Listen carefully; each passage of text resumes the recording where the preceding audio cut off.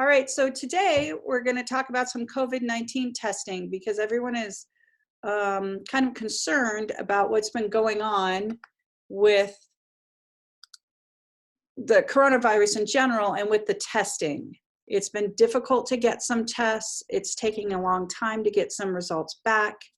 So we're kind of going to address that today.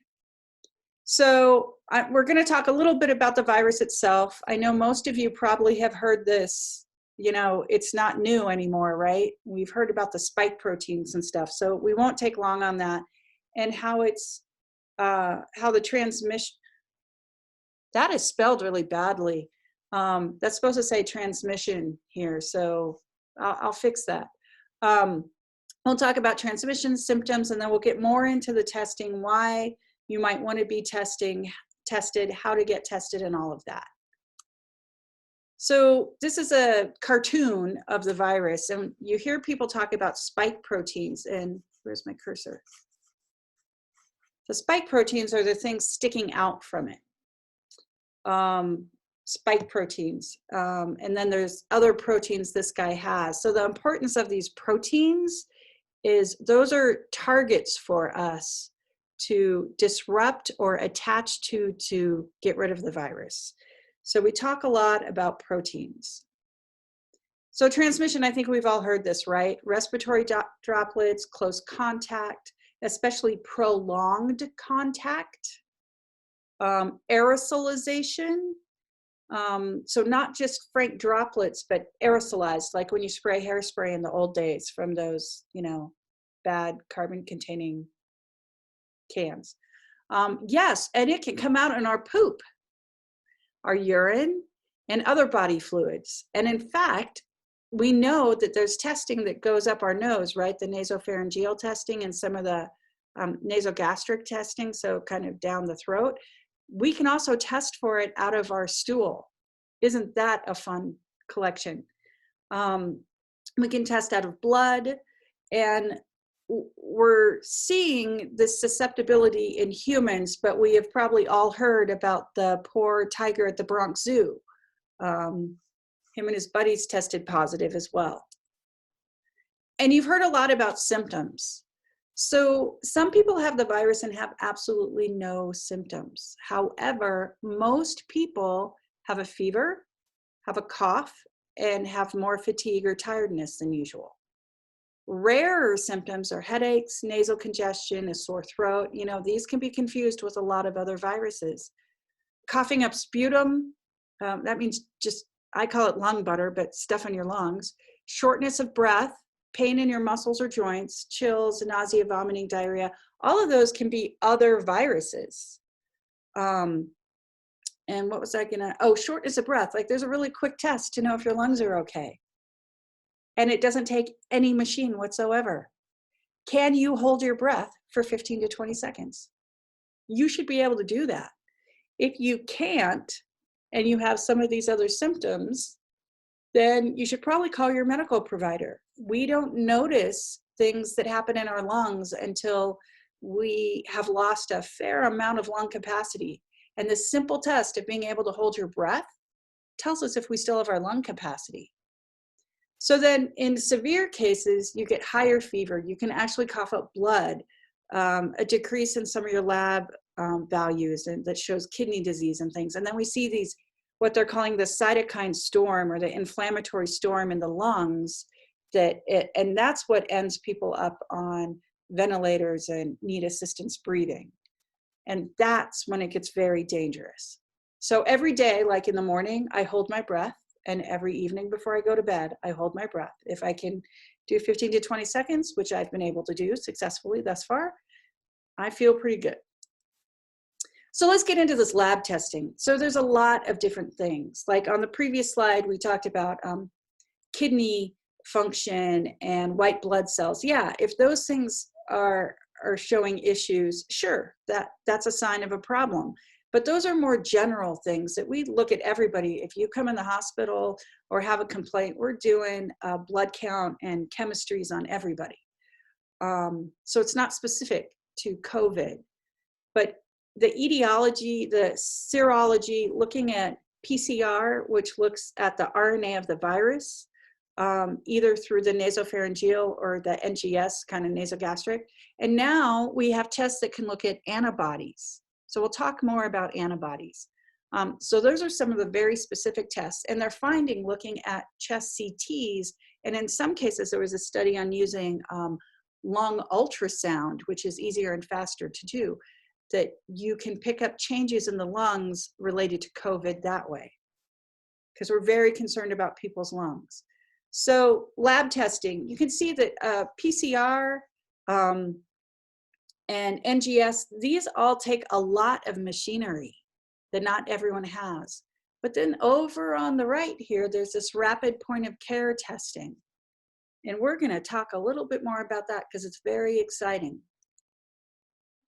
So this kind of looks at the different ones, and let me see if I can move. Now, when I'm on full screen, it's very, oh, hello. It's very difficult for me to move too much. But the PCR, the NGS, the nasal swab and respiratory tract lavage, which is not fun to get done, those are confirmatory tests. They say, yes, the virus is present. When you look at IgM, IgG, even IgA, which is not available in a rapid point of care test, but IgM and let me start that over. IgM and IgG are, those are a screening test. What that tells us, those are antibodies. It tells us our body is mounting a response. So who should get tested? Anyone wanting to maximize their immune health should get tested. Anyone preparing to return to work. Anyone potentially exposed or concerned about protecting their family and friends and the general public. Anyone concerned with unknowingly spread the virus, because we know people can be completely asymptomatic. Anyone who is recently sick with symptoms, and recently we mean a week to two. When we're looking at antibodies, this is about looking at antibodies and if your immune system is mounting a response. And anyone who has obviously been in contact with somebody positive or traveled to an area that has a lot of it going on. Denver, Salt Lake, the mountains, obviously out of the country. If you recently got back to Italy, we need to watch you closely. So looking at the IgM and the IgG, they're antibodies that are produced in our bodies, and they're produced at different times. IgG is a later, longer maintained antibody. IgM is an antibody produced early. IgM provides our first line of defense against a viral infection. So it's produced early, and it triggers other things to happen, but it's early, it doesn't last very long, it disappears relatively quickly. IgG lasts a much longer amount of time, and that's our memory antibody. So if we're reinfected, it remembers, hey, I've seen this virus before, and it responds. Detection of antibodies of IgM antibodies indicates a recent exposure, like we've said. And in this particular test, we are testing very specifically for antibodies for COVID-19, or it's called the SARS-CoV-2 virus. And so both of these are testing. The point of care test is very specific for COVID-19, but IgM represents a more recent exposure, IgG longer ago. So this is kind of a graphic of that. So you see exposure would be at the 0. Symptoms come up usually 5 to 7, 3 to 8 days. It's been faster, it's been slower, but on average, where that fever bar is on average where symptoms come up. And you can see the IgM is already starting to come up. The IgG, however, is not coming up until at least day 8, and it's very low there. It peaks more around 2 weeks, really. So for immune point of care testing, we want to test ideally 10 to 21 days after that exposure, or a week or 2 after symptoms are gone. So it's a later test. We don't want you to come in when you're sick and symptomatic. We want to test you later to see if, one, was it truly COVID, and two, is your body mounting a response? So this is some cartoons of the kit and what a positive would look like, what an invalid test would look like. So we put buffer in one well, we put a little bit of blood in the other well, and we get that from a finger stick. So it's like if you're testing your blood glucose. We wait 10 minutes and then it flows up the little cassette and we get the lines. We always have to see a line at C because that's the control and says that the cassette worked properly. Any line at IgG or IgM is a positive. If there is no C, every test is invalid and we'd have to repeat it. So these are the kits. They're a pouch that contains all these items, a little tiny pipette, the cassette that we test in, a finger poke lancet, the buffer, and an alcohol pad. These are all self-contained per one patient only. So you won't have cross-contamination of any sort. You're not sharing a buffer, you're not sharing anything. That's why I particularly like this test kit. And this kind of just shows we open the buffer, we open the lancet, the finger stick, we clean your finger, we stick you, we take your blood, and we put it on the thing and add the buffer. So it's really not very difficult. You guys may have seen something like this before. We test a lot of things, point of care like this, other rapid flu tests, H. pylori tests, even urine pregnancy tests, but of course they're using urine, not blood. I think we can even do monospots this way. So this is complicated, but I just wanted to show it because it says this test is pretty darn good. It has this, what we call sensitivity and specificity approaching 100, so well over 90, and overall accuracies over 97.8 and 99.8 for IgM and IgG respectively. What this means is it's a good test. We don't see these numbers with the PCR tests right now, and there's a lot of reasons for that. It doesn't mean this is better than PCR. They're very different tests, and they're looking for very different things.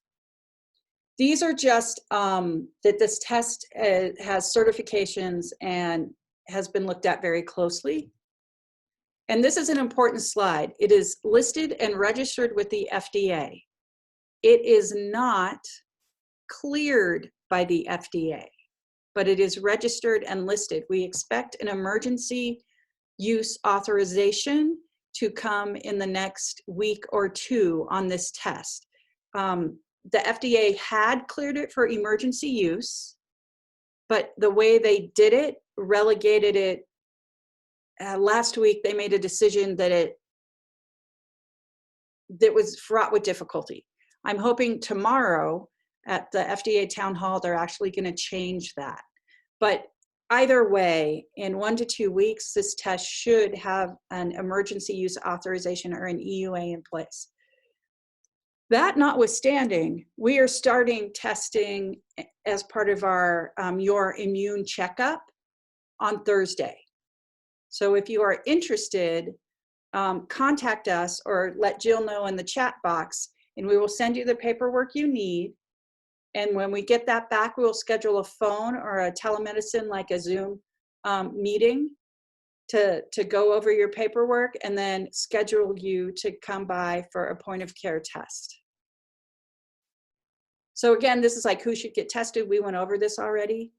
I find this is very important for returning to work. All of my employees, I don't have that many, but Jill and the others I have and volunteers who come in the office will be getting this test because I want to know if they were ever exposed and if their immune system is responding to it, or if they weren't ever exposed. Either way, we're going to take full precautions and wear PPE and all that, personal protective equipment and all of that. But I want to know with my employees, I think it's important to protect ourselves and our patients. So I'm going to click over to our, I'm going to mess around here. So don't have a seizure while I'm doing this. And I'll go to our information and instruction sheet.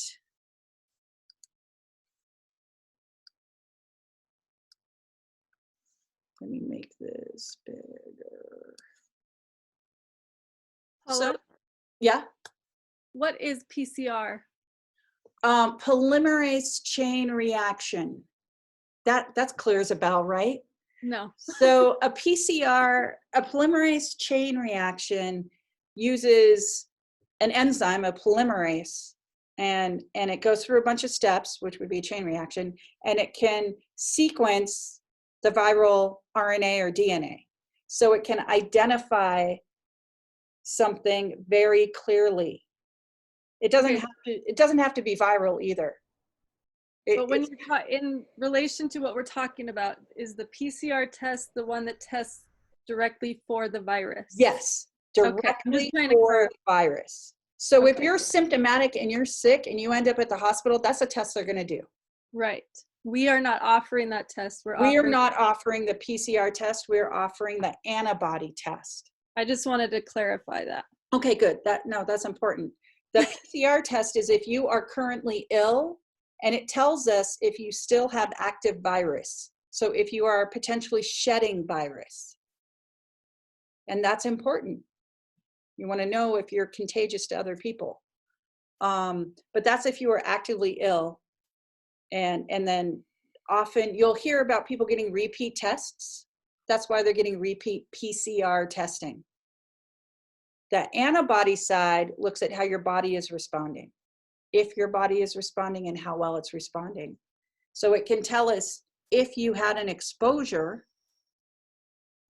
It can tell us if you know you had an exposure or you tested positive with a PCR test earlier, it can tell us if your body is responding appropriately. Is that clear? Yes, thank you. So if you want to do this, the first step is, wow, that's got a typo too. The first step, sorry, I edit while I talk.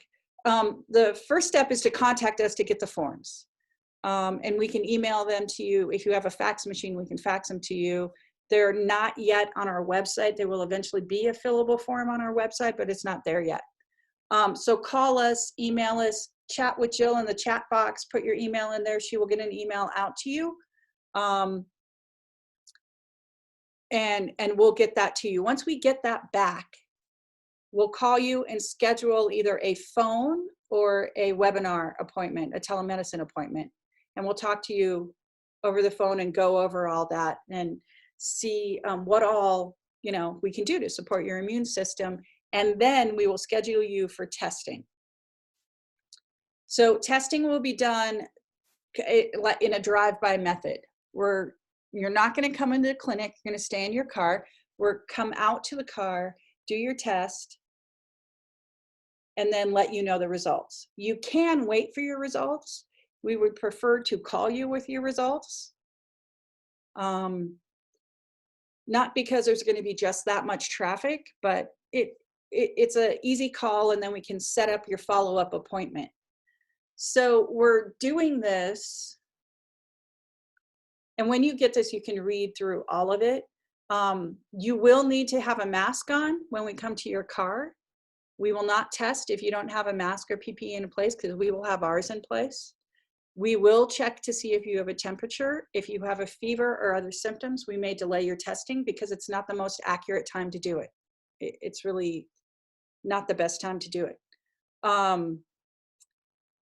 Then we will contact you with your results. We will schedule a follow-up visit in 2 to 4 weeks, pretty much no matter what your results are. And this is for a couple of reasons. If you think you were exposed and you test negative, we want to retest you in 2 to 4 weeks to see if your body is appropriately responding. So that's one of the reasons for the follow-up. If we start you on some immune support, we want to know if it's working for you and how you're feeling. If you are recovering, we want to know that you are still recovering and support you through that. So in addition, there's obviously patient information, because we need to know who the form comes from, a symptom checklist, and it goes by weeks. The column you don't see is other, like maybe it was 2 months ago you had a headache. If you've ever been tested, if you know you've had an exposure, and we want to know when your test was, and you can write in when your exposure was, if you know that. Some basic health information, medications and supplements. There's some specific supplements I want to know if you're taking because they're immune boosting supplements. And then some other questions on your diet, your physical activity, how you cope with stress, any habits you might have. All of these play into your immune health and your risk for getting infections, really. And then we have our consent form, and that's it. So let me close that. I'll go back here. So if you're interested, please contact us or let Jill know. So our email is mimi@mimicares.com. Our phone number is 970-628-1624. So that has a typo. That is not our phone number. Our phone number is 970-628-1624. Sorry about that. Let me just make that bigger. And our email is mimi@mimicares.com. Please be aware, email is not HIPAA compliant. Faxes somehow are, which frankly, I don't fully understand. Our fax system is for sure, I've checked it, but old school fax supposedly is too, and that's never made sense to me. But we have a very special fax line. You can email it to us and that is fine. Just be aware that it's not HIPAA compliant and it's harder through email to protect your data. And you can always mail it in to us, but of course that's going to take a while. So I guess any questions? Jill, have we gotten any other questions? Nope, okay. So, I will say some questions I do get asked, how much does it cost? Both visits are $75 visits, and that includes the cost of the test, of the point of care test. So both visits combined would be $150. I'm trying to do these at a reasonable and affordable price so people can get them.